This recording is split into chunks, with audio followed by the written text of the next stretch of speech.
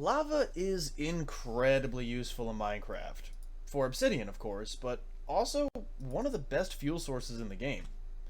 And these days, you can use dripstone and cauldrons to farm lava, but you can't get more until you empty the cauldron. So today, I have for you a way to keep a fresh cauldron under your lava at all times. This semi-auto lava farm keeps your cauldrons moving as soon as they fill up by using a piston feed tape to cycle through them, and then locks it up once it's full. It's actually a very simple design, so let's get into the breakdown. Alright, first up is the piston feed tape. If you've never seen or used one before, piston feed tapes are a circuit that rotate a set of blocks in a loop, like so.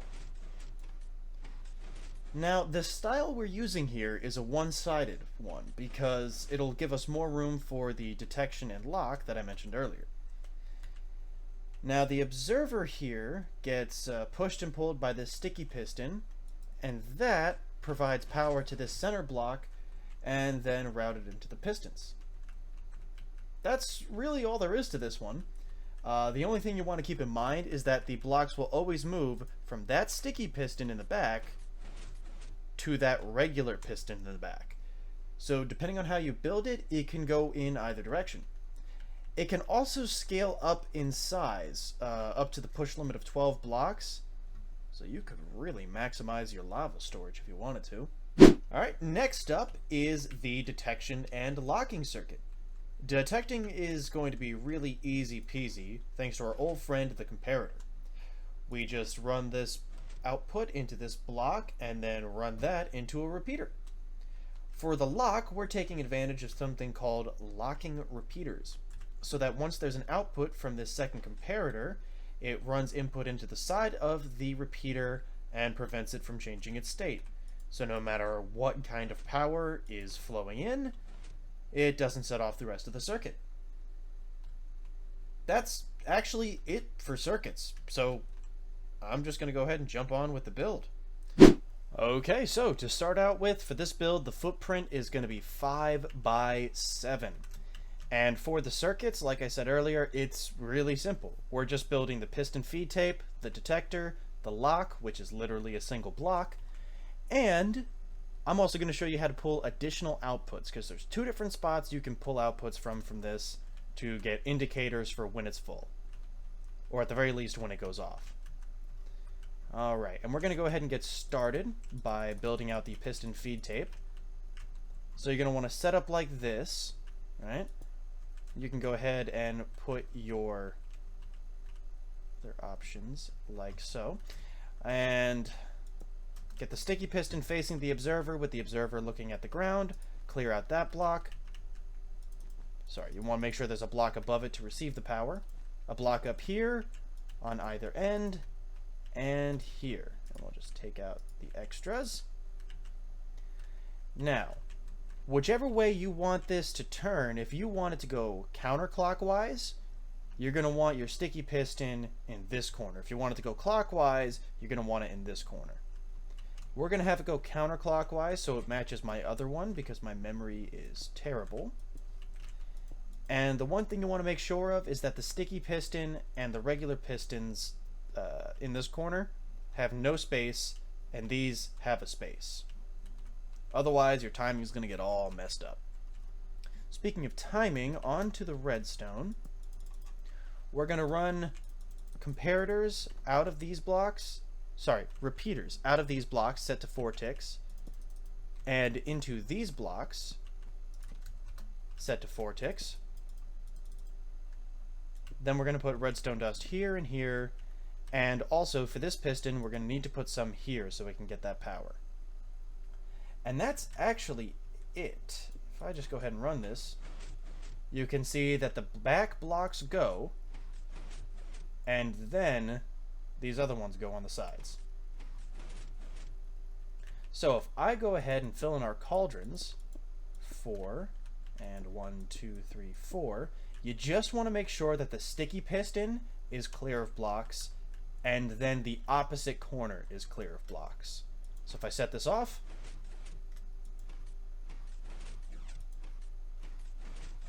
Beautiful. We get the push, the retraction, and the rotation. And that's actually it for the piston feed tape. Now, moving on to the detector, which we're going to need so that way it can actually set off this circuit. We're going to go off from the the cauldron that is in front of the sticky piston. That's the one that's going to tell us when it's going to be full, because that's the one that the lava is going to point into. Then we want to go a block out, a block up, a block over, 2 blocks that go down, 2 blocks that go out, 1 block that goes down. Dust on these 2, a repeater running into this, and now you should see that when I fill this, beautiful. And that's the detection circuit all done. And then, as I said before, the lock is just a single block. Now, I'm going to show you what happens if we fill this circuit when there is no lock in place. It might break itself. Now you can see that it just keeps on running. Boom, there we go. So now that it's settled with the lock in place, it cannot power the circuit, and then you know to come in and go ahead and ta-da! Now, of course, you do want to actually put lava in place when you build this.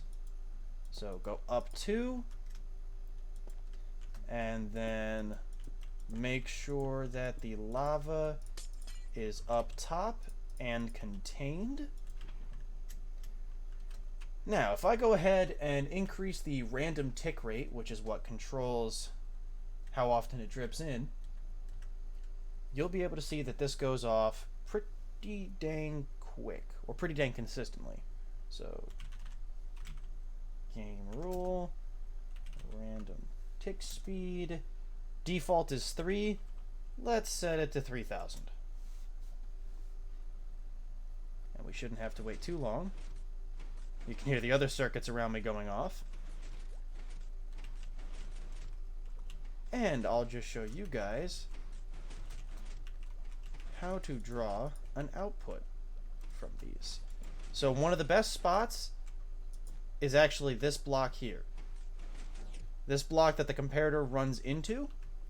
I didn't make this dust because it makes it easier to pull more values out if you've got this. And you can be pulling value in any direction from the top, the sides.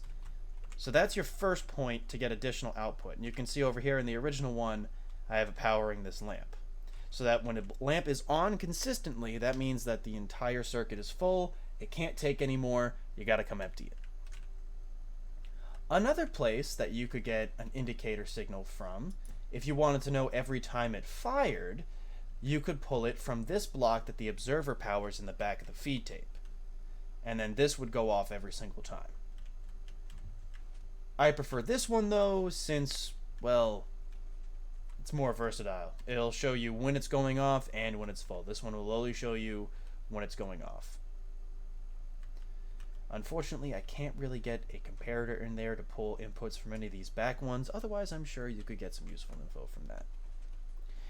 But the other thing I want to talk about is building at scale. So obviously with the tick speed turned up, you're going to get infinite lava really quick.